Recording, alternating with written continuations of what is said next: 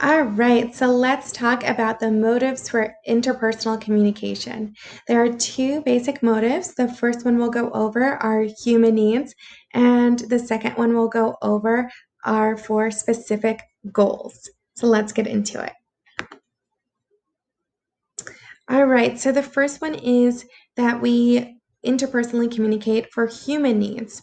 So, this psychologist named Maslow talked about this hierarchy of needs, and on the bottom of the hierarchy needs are the physiological needs. So, water, sleep, food, all of that.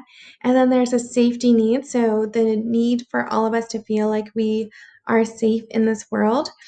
And then the need for belonging and social needs, so the need to interact with others.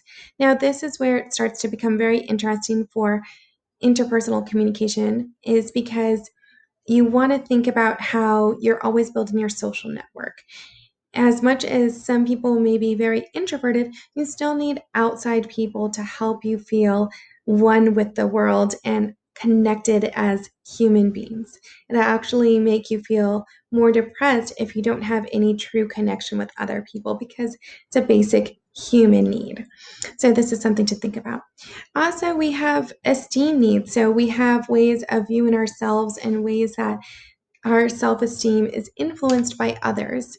So, as much as you can have good internal resources for building your self esteem, it's also through interactions with others in which we get to know ourselves and feel good about ourselves. So, this is something to think about.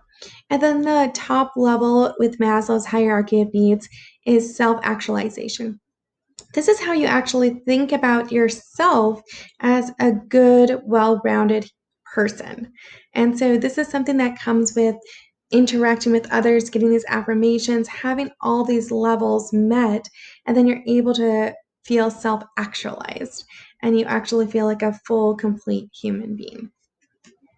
All right, so those were the human needs. The other ones are specific goals. So we also use interpersonal communication just to get our goals met in life.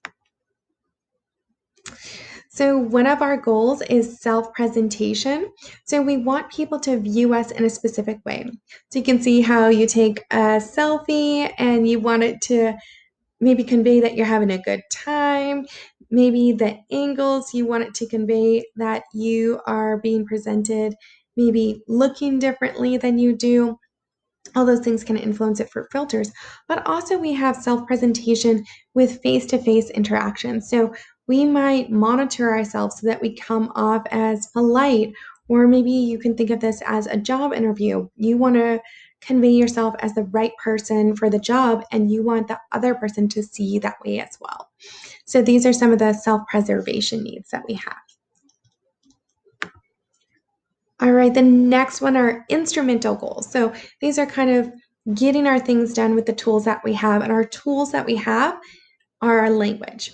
So you want to think about what kind of communication do you have to actually get your goals met. So when you ask somebody for a favor, how do you convey that to actually get them to do that? If you just want something very simple, an interaction at a restaurant, how do you get it to be polite and get your food, get good service? All of those kind of things are instrumental goals that we have every day in our lives. And the last one are relationship goals. So we cannot build a relationship without communication. So, in order to have good relationships, we have to have good communication.